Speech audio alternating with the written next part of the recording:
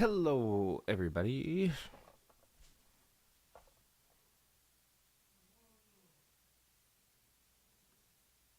Hello, everybody. My name is Justin D. Tracy, and I'm going to take you on a wild adventure where we're going to learn how to make books. We're going to tell stories. We're going to be silly. We're going to find things that are like stupid and smart at the same time. And we're going to have a darn good time doing it. Because I'm skipping my improv class to hang out with you. So just imagine that we're together, hanging out, having an improv class together.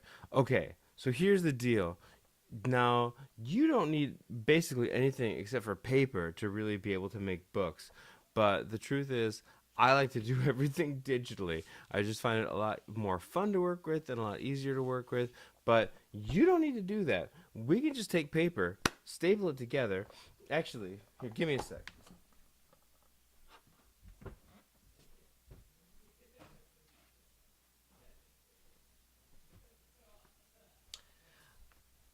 I I think when you're just starting out, this is one of the coolest tools there is out there. Oh, this right here is a gigantically long stapler. Okay, so you can set just how darn long this feller right here is. Oh no, my finger!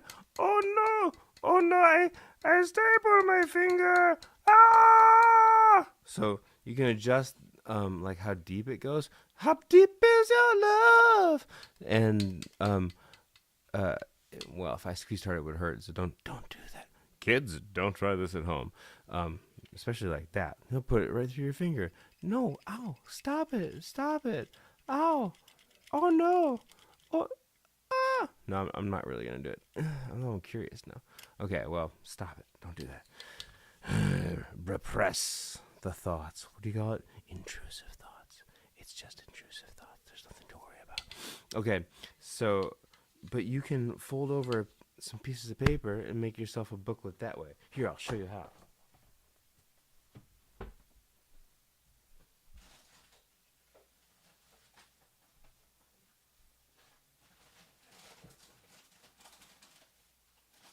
I'll be right back. I'm almost with you again. Don't worry. Okay. If I ever slip into like a Markiplier voice, it's not my fault. I've been doing that for longer than I knew about Markiplier. Hello and welcome. Okay. So this crazy stapler right here. Look at this thing. It's so gigundous.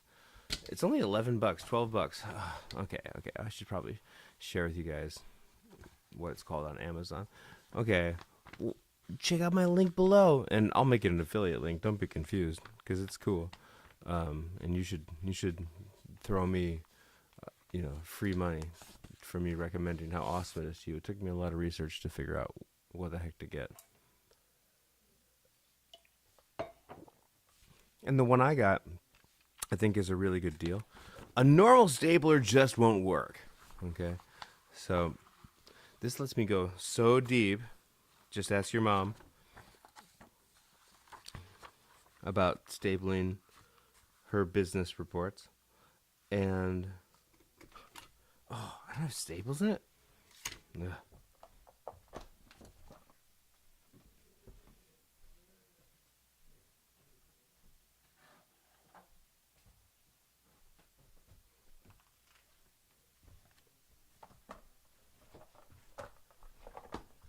Studies show staplers work nearly 30 times better with staples in them. Okay, so just like your mom, I'm gonna load it up, and I'm gonna put it right there. So now I try to line it up right along the crease again, just like your mom. Shaboo, shapow, shabling, shazam. Now check it out. We have ourselves a booklet. Did I do a good job? No. Does it matter? Not really. So now the ooky part of the stapler, the part that's going to poke you and make you be like, oh, I'm so sad. It's not over here. If you stapled it straight through, it would end up right here. But now it's going to end up right there. And that ain't going to bug nobody. So now we can make a zine. Now, the truth is, when you're first starting out, you're going to be scared. You're going to be like, oh no, I'm going to tell my story wrong. Nobody's going to like me. They're all going to hate me. Nobody cares. Nobody gives a coopity crap about, anything, really, frankly. Just have fun. Yo, check out how cool my mouse pad mat is. I bought this at the Cowl and Cloak comic convention a couple months ago, and I got the artist to sign it. Oh, the signature's right. No, it's over. It's right here. Yeah, yeah. It says Izarn. I can't remember his name, but he was nice. Okay, but who cares? It reminds me of like a He-Man thing, you know? Okay, but that's all whatever. Okay, so this is your front cover. Now, for people who have never really tried to sell anything that's creative, you're probably going to be surprised to know that like the front cover is one of the most important things of the whole thing. Everybody should read Save the Cat. I'll put an affiliate link in my whatever it's called in the I don't know, whatever the crap below this is called. So here's the thing, like Save the Cat, again, like the affiliate links are worth it. It doesn't cost you anything, but you're going to give me a little bit of money from Amazon for buying it through me because I had to put all the research in.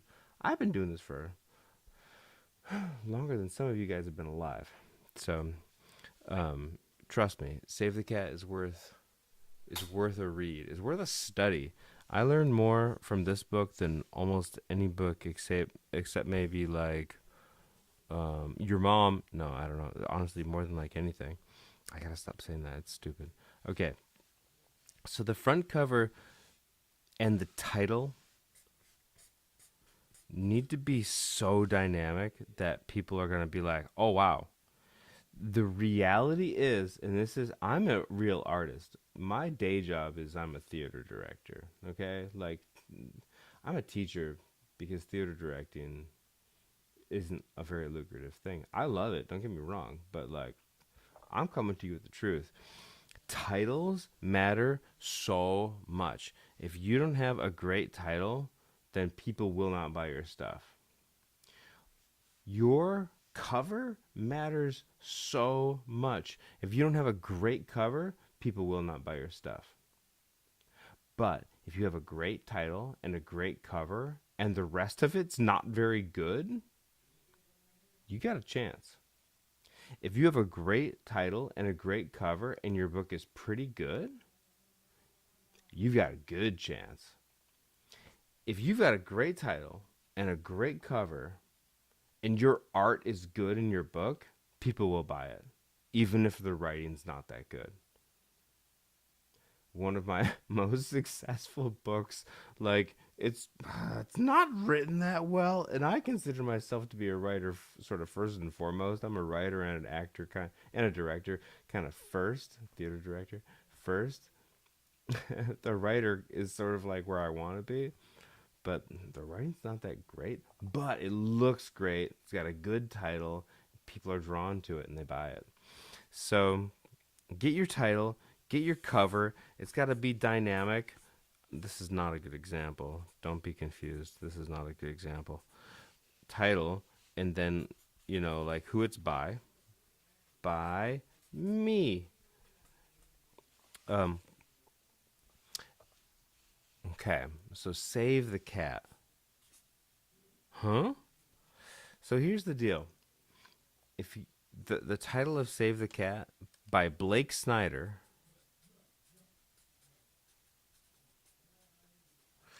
is basically all about the idea that we need to show our character who we want the audience to bond with doing something really kind for the sake of being kind right off the bat. Okay?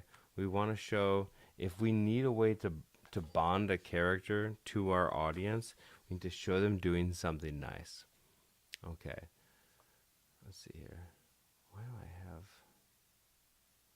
You can see like I'm just learning how to do this. Got this. I don't want that. Okay.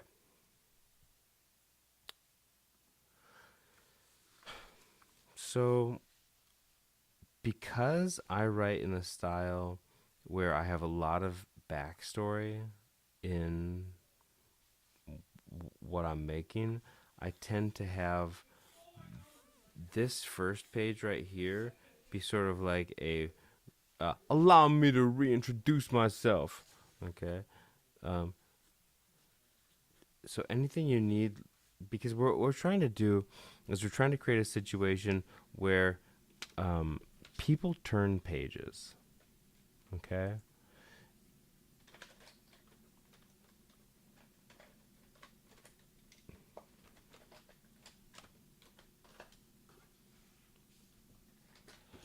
Where do all my pens go? Nobody, nobody cares. I just want like a normal pen. Okay, here we go. We need people must turn.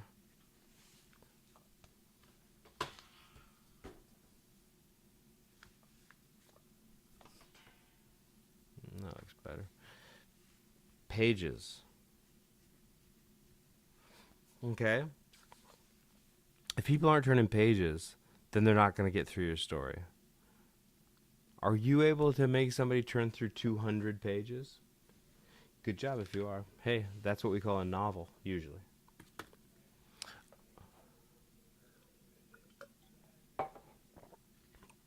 I'm not so worried about trying to get through 200 pages usually. Although I love writing novels, it's like it's so much. It's so much. You gotta coax them along the whole time. You gotta have a world that's big enough. And I think I really respect novelists, especially like your George or R. Martin's, Wheel of Time, Robert Jordan. These things that are like so gargantuan that um, really bring you in and pull you along for thousands of pages. It's amazing. I'm not so worried about that. I grew up watching a lot of um, TGIF, like Urkel, like Family Matters, Full House, that kind of stuff. And I loved it and I rejected it simultaneously as a kid because clearly it's phony. Clearly it's like false. But it was so tight and it's so impressive. Uh, as a theater person, you do get some bloat a lot of times with theater, especially especially and even with Shakespeare. So you read Romeo and Juliet, you watch Romeo and Juliet, you see the uncut version. Okay, so we go through the whole thing. Romeo and Juliet end up at the end of the play. Romeo is like, "Oh no, I'm gonna kill myself. My girl's all dead." He doesn't know that she's like taking like essentially sleeping pills. She's not actually dead. She's in a medically induced coma, if you will. And he's like, "I'm gonna die now. I'm gonna take the poison and die." So he kills himself, and as he's dying, she wakes up because she wasn't actually dead. Then, oh yeah, sorry, trigger warning, suicide. Then she is so upset, she stabs herself with a knife and she dies. Ugh, tragic. It's not cool. It's written at. I truly believe it's written as a warning against these things. It's showing the fragility, the stupidity of young love. You 13-year-old girls out there, or people just with a gigantic heart, those who feel more feminine, as I often do myself. Um, it ain't worth it, kiddo. We're gonna grow up. Things are gonna get better. I really think that Romeo and Juliet is a warning. But here's the thing: Prince shows up at the end. Not Prince like Purple Rain, but Prince like the Prince from the play. He shows up and he's all like, "Dudes, look what you've done, families, Capulets, Montagues. You guys are dum dums." Yeah, it goes on for like 15, 20 minutes. It's just so much. I don't think modern audiences are patient enough to tolerate that stuff. When I do that show, I cut it, streamline it, get it done. We just gotta like We got to feel it. We got to hit it. We got to get out. And that's what we want. So the thing is that people need to turn pages. We got to make sure that people are like taking in everything and they're getting it in a way where they're compelled to keep going forward. You've got to make it where reading, it feels like the agony and profound magnetic pull of someone who's trying to climb Mount Everest. So, okay, so imagine you like spent $30,000 to try to go climb Mount Everest. You're gonna do it or you're gonna die, right? We got to make it feel like that. The climb up needs to be like excruciating in all the right ways, where we have to keep going. But then once we're up there, going down, for those of you who've climbed mountains, it is in a lot of ways harder, but it's inevitable. We have to go down. We have to go down. Okay? For most people, they're not going to get lost on the way down. It happens once in a while. That's why there's, I mean, like, I don't want to talk about Everest, frankly, but we want to make it so that, like, inertia pulls them downward or movement pulls them downward. Okay. So, this page right here, get you out of the way. Sorry, camera. I'll come back to you later, darling. This is like my favorite device in the whole world. Oh, it's amazing. Okay, well, whatever. That doesn't matter right now. Okay, so this page right here, this is our title page. If we're breaking the rules and using this as our introduction, that's not enough color. I need more color. Oh, my markers.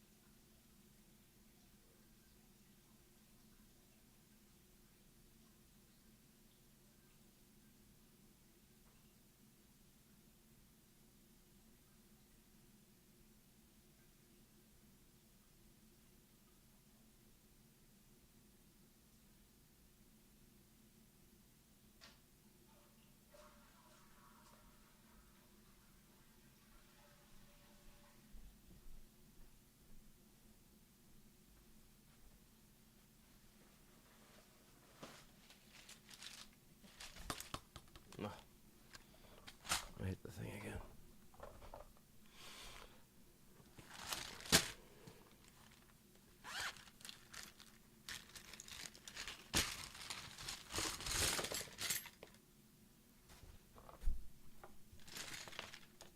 That doesn't help very much.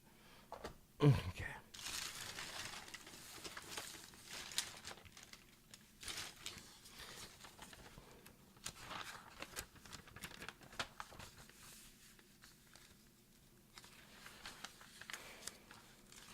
I skipped a page. That's not good. Okay, so the title page should actually be this one. So I like to put all your sort of like copyright stuff on this page, but sort of tucked in a way where it's not taking away from the story itself.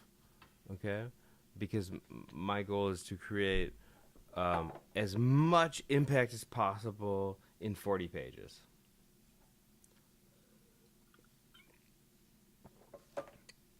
I bet you're saying to yourself, why 40? Right?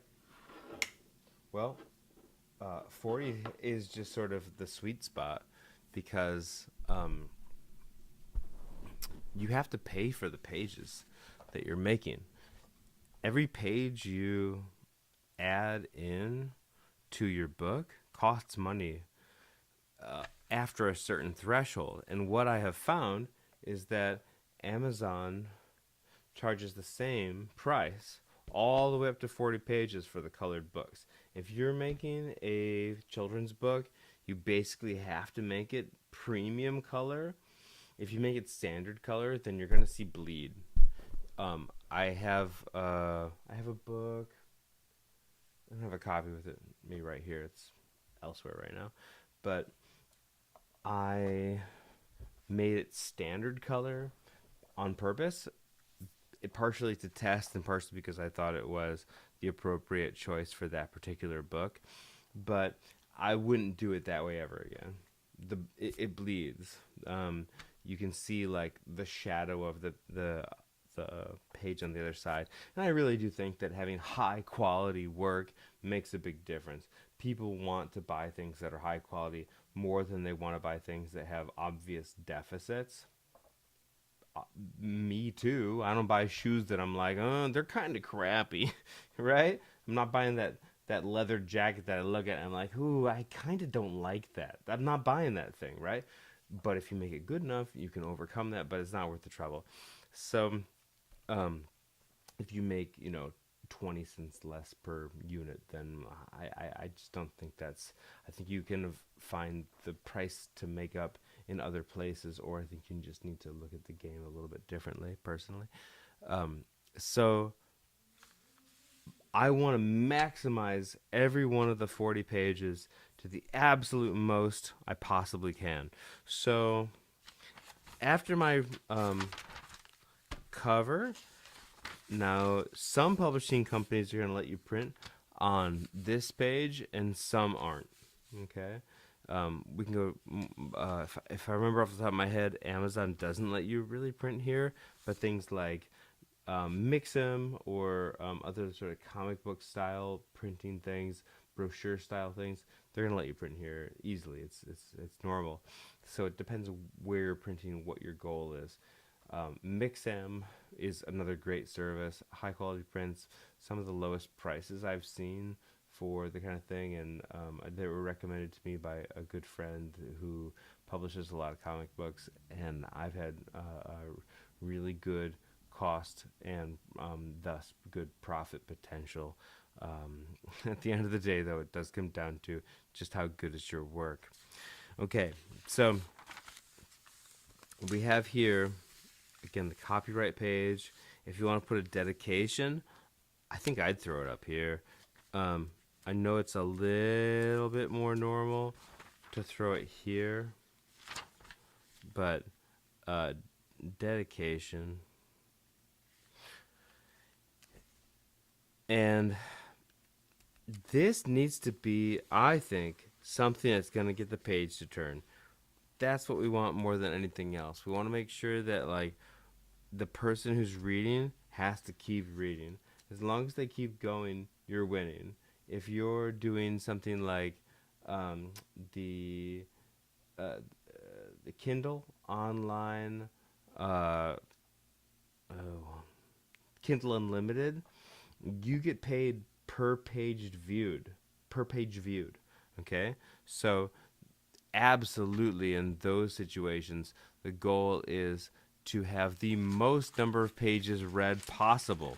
You want to be converting readers of one page into readers of all the pages. And if you can figure out a way to make them read your pages over and over again, I think that's wonderful. I think something like, you know, the modern equivalent of a choose your own adventure sort of thing, where you have that gamification, you have the sort of replayability of a book. Man, that's it. Little kids love to read the same book over and over again. I read Calvin and Hobbes over and over and over and over again when I was a kid. Brown bear, what do you see? So books that have that sort of rhythmic nature to them, and that's where the writing's really important. Okay, because the writing will bring them back in. Great writing will compel people to experience it multiple times just for the joy of it. How many times have you watched your favorite movie?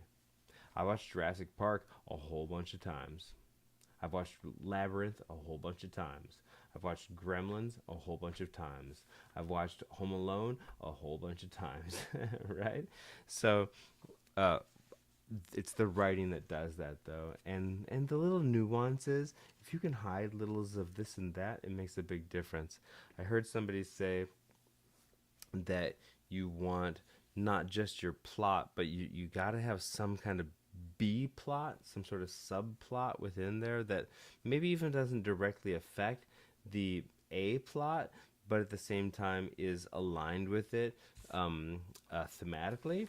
You know, a clear example is something like having birds build a nest, lay eggs, have their babies be born, and then having them fly away. Something like that could make a really big impact if it's within the story of like a kid learning to grow up and get some autonomy, build up their own sense of self. Okay, so anything like that where it's harmonious is a beautiful thing.